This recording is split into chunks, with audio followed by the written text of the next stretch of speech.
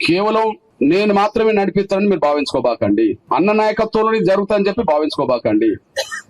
కానీ ఈ సమస్య న్యాయమని నేను భావించుకుంటున్నా కాబట్టి, ఈ పోరాటంలో న్యాయం ఉన్నదని చెప్పి, ఈ ఆర్డర్ రాజ్యాంగ వ్యతిరేకమని చెప్పి 100% నేను భావించుకుంటున్నా కాబట్టి ఖచ్చితంగా ఈ ఆర్డర్ రద్దు కావడం జరిగే ప్రయత్నంలో ఖచ్చితంగా మీతో పాటు నేను ఉంటాను, ఎక్కడికైనా వస్తాను, ఎక్కడికైనా చేస్తాను. అంటే మీతో పాటు నేను ఉంటాను, కానీ నా ఒక్కడి వల్ల అవుతుందనో లేదా నేను భుజాన్ని వేసుకున్నానో మీరు భావించుకోవాల్సిన అవసరం లేదు. అట్లయితే మళ్ళా ఒక్కరి మీద పెట్టి మళ్ళా మీ ప్రార్థన మీరు చేసుకుంటూ పోతే క్రియేట్ చేసే వాళ్ళు ఎవరు ఉండరు వాళ్ళు కదా.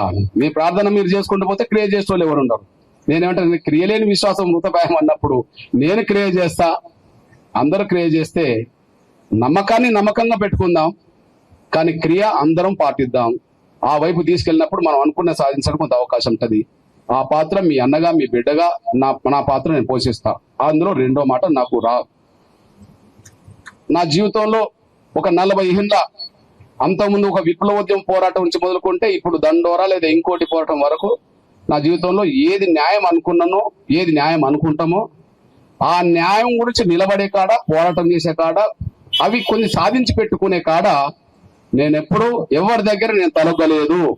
లక్ష్యం కోసం అందరి దగ్గరికి పోయాను, లక్ష్య సాధన కోసం అందరు గడప దొక్కాను, లక్ష్య సాధన కోసం అందరి దగ్గరికి వెళ్ళి విజ్ఞప్తి చేశాను.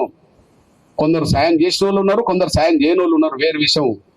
కానీ ఎవరి కోసమో లక్ష్యాన్ని వదులుకున్న చరిత్ర మాత్రం, ఎవరి మెహర్బాని కోసమో లేదా ఎవరో ఏదో చేతరని దానికి మీదనో భయంతోటో లేదా లొంగిపోయో లక్ష్యాన్ని వదులుకున్న చరిత్ర మీ బిడ్డగా నాకైతే లేదు. భవిష్యత్తు ఈ సమస్య మీద కూడా నేను అదే పాత్ర పోషిస్తాననే విషయం కూడా, లక్ష్యమే ముఖ్యం, లక్ష్య సాధనే ముఖ్యం తప్ప ఇంకోటి కాదు. లక్ష్య సాధనకు అడ్డంకులు ఎవరు, అడ్డుపడేటోళ్ళు ఎవరు, భవిష్యత్తులో ఇబ్బంది పెట్టేటోళ్ళు ఎవరు? అందరికీ పిక్చర్ ఉన్నది. పిక్చర్ లేని వాళ్ళు ఎవరు లేరు, అమాయకులు ఎవరు లేరు. అందరికీ పిక్చర్ ఉన్నది, పిక్చర్లో అందరు ఉన్నది. అయినప్పటికీ ఎవరు ఏ రూపంగా అడ్డం పడ్డా, ఎవరు ఏ రూపంగా అడ్డుపడాలని చూసినా కూడా ఖచ్చితంగా నేను మనసా వాచా ఈ విషయాన్ని నమ్ముతున్నాను. కాబట్టి ఈ ఆర్డర్ రద్దయ్యేంత వరకు జరిగే ప్రతి ప్రయత్నంలో, ప్రతి పోరాటంలో ఒక భాగస్వామిగా నేను మీకు తోడుగా, మీకు నీడగా, మీకు అండగా నిలబడడానికి ప్రయత్నం చేస్తాను. ఇక్కడ రేపు తెలుస్తుంది, ఇప్పటి వరకు ఇంకా తెలియలేదు. రేపు తెలుస్తుంది, ఇప్పటి వరకు తెలియలేదు. వాస్తవానికి మన ఇష్టం ఉన్నా లేకపోయినా సత్యాలను సత్యాలుగానే చెప్పుకోవాలి. కాబట్టి ఈ ఆర్డర్ రావడానికి కారకులు ఎవరో కనీసం సుప్రీంకోర్టు తీర్పు వచ్చినాక దాన్ని సరి చేసుకోండి అని చెప్పిన మాట కూడా అనలేకపోయారు. ఆర్డర్ వచ్చింది 50 ఈ రోజు, ఆర్డర్ వచ్చి 1950 ఈ రోజు 76 ఏళ్ళు. తీర్పు వచ్చింది ఈ సంవత్సరమే మార్చిలో. అంటే ఇంచుమించు 76 సంవత్సరాల తర్వాత మనం ఈ తీర్పును చూసామనుకో. ఆర్డర్కి అనుగుణంగానే తీర్పు వచ్చింది, ఆర్డర్కి అనుగుణంగానే తీర్పు వచ్చింది. తీర్పు మనల్ని భయపెట్టింది, బాధ పెట్టింది, ఆవేదన గురి చేసింది, ఇది ఒక అంశం. కానీ కనీసం ఈ తీర్పు వచ్చినాకనన్నా ఈ తీర్పును సరిచేయండి, ఈ తీర్పును సరిచేయండి, లేదా ఆర్డర్ను రద్దు చేయండి. ఆనాడు ఏ కారణాల వల్ల మేము ఆర్డర్ తీసుకొచ్చినా ఆర్డర్ కరెక్ట్ కాదని మేము ఇప్పుడు భావించుకుంటున్నాం, కాబట్టి దీన్ని సరిచేయండి అనే మాట ఈనాడు ప్రతిపక్ష హోదాలు ఉన్న వాళ్ళు మాట్లాడకపోవడం బాధ. ఆర్డర్ తీసుకొచ్చింది అధికారం ఉన్నప్పుడు, ఇప్పుడు ఈ ఆర్డర్ మీద తీర్పు వచ్చింది వీళ్ళు ప్రతిపక్షం ఉన్నప్పుడు. తీసుకొచ్చినప్పుడు తీసుకొచ్చారు, తీర్పు మనకు వ్యతిరేకం వచ్చినా మౌనంగా ఉన్నారు. వాళ్ళ స్టాండ్ ఏంది అసలు? FCRA బిల్లు తీసుకొచ్చే వాళ్ళ స్టాండ్ క్లియర్గా ఉన్నది. వాళ్ళు ఏం దాపరికం లేరు, నీ కోసం నా కోసం వాళ్ళు ఏదో దాపరికంలో లేరు. వాళ్ళు ఏది అరికట్టాలనుకుంటుండ్రో, ఏది పెరగద్దు అనుకుంటుండ్రో, దానికి ఏ మార్గం గుండా ఏ సోర్స్ వచ్చినా దాన్ని బ్రేక్ చేయడం కోసం జరిగే ప్రయత్నం వాళ్ళు సీరియస్ గా ముందుకెళ్తున్నారు. వాళ్ళని దాపరికంలో లేరు, మెహర్బాన్లో లేరు. వాళ్ళు అనుకున్నది చేయడానికి వాళ్ళు సిద్ధంగా ఉన్నారు. సేమ్ టైం ఇక్కడ బాలకృష్ణ కమిషన్ వేశారు, జస్టిస్ బాలకృష్ణ గారు కమిషన్ వేశారు. ఆ కమిషన్ రిపోర్ట్ ఇంకా రేపో మాపో వస్తుందేమో, ఇక టైం అయితే అయిపోయింది.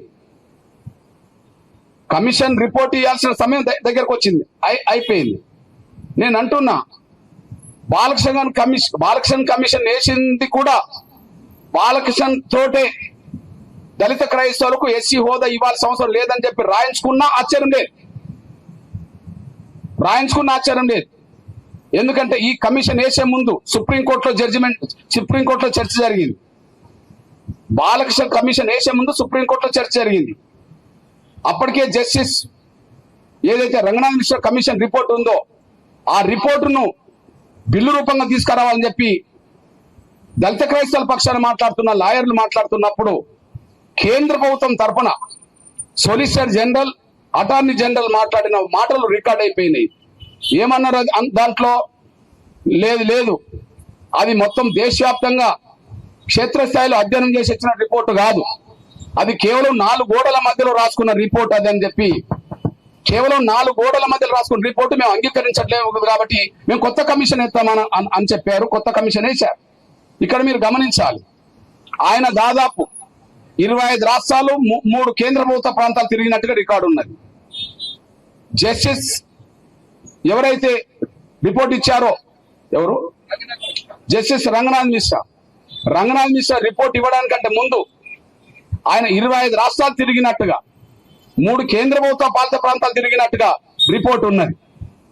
ఆ 25 రాష్ట్రాలు తిరిగి ఇచ్చిన రిపోర్టు దళిత క్రైస్తవులకు ఎస్సీ హోదా ఇవ్వడం కరెక్టు. దళిత క్రైస్తవులు వాళ్ళు ఎస్సీలే కాబట్టి వాళ్ళకి అదే ఇవ్వడం కరెక్ట్ అని చెప్పి 25 రాష్ట్రాలు 3 కేంద్ర ప్రభుత్వ ప్రాంతాలు తిరిగి ఇచ్చిన రిపోర్టును ఆమోదించమంటే అది 4 గోడల మధ్యలో రాసిన రిపోర్టు మేము ఆమోదించమని చెప్పి కొత్త కమిషన్ వేశారు. ఇప్పుడు కొత్త కమిషన్ బాలకృష్ణ కమిషన్ రిపోర్టు రేపు మాపు ఇవ్వబోతుంది.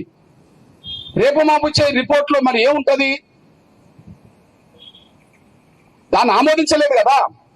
ఇచ్చిన కమిషన్ రిపోర్ట్ అనుకూలంగా వచ్చిందో ఇవ్వలేదు కదా. మరి వీళ్ళు ఏం చేస్తారు?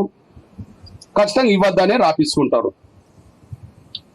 రాపించుకుంటానికి సాక్ష్యం ఏంటిది? ఈయన 10 రాష్ట్రాలు కూడా తిరగలేదు కదా. జస్టిస్ బాలకృష్ణ గారు 10 రాష్ట్రాలు కూడా ఇంతవరకు తిరగలేదు కదా. 10 రాష్ట్రాలు తిరగక ముందే గడువు అయిపోయింది కదా. ఆగస్టు 10 వరకు, జూన్ 10 వరకు అయిపోయింది కదా. ఇప్పుడు కొత్తగా ఎవరు వినతి పత్రాలు ఆయన తీసుకోవట్లేదు కదా. రాత పని మీదనే ఉన్నాడు కదా. మరి ఫైనల్ గా రిపోర్ట్ ఇస్తాడు కదా. రిపోర్ట్ ఇచ్చే సమయానికి ఆయన తిరిగిన రాష్ట్రాల సంఖ్య ఎంత? పట్టుమని 8 రాష్ట్రాలు లేవు. 25 రాష్ట్రాలు తిరిగి క్షేత్రస్థాయిలు ఇచ్చిన రిపోర్ట్ ఏమో తప్పు పట్టితే మరి 8 రాష్ట్రాలు ఇచ్చిన రిపోర్ట్ ఎట్లా రైట్ అవుతుంది? ఈ రిపోర్ట్ ఇంతవరకు రాలే. కనీసం ఆ బాలకృష్ణ కమిషన్ ముందు ప్రతిపక్షం పోయి ఖచ్చితంగా ఎస్సీ హోదా ఉండాలని చెప్పవచ్చు కదా. ఎస్సీ హోదా ఉండాలని చెప్పవచ్చు కదా. ఎవరు చెప్పలేదు కదా. అంటే అడ్డుపడేటోళ్ళేమో క్లియర్ గా ముందుకెళ్తుంటే మనకు సహాయం చేసే వాళ్ళు, అండగా నిలబడే వాళ్ళ సంఖ్య రాజకీయ పార్టీల రూపంగా మాత్రం ప్రధానంగా కనిపించట్లేదని కూడా మర్చిపోద్దని సహాయం కోరుతున్నాను.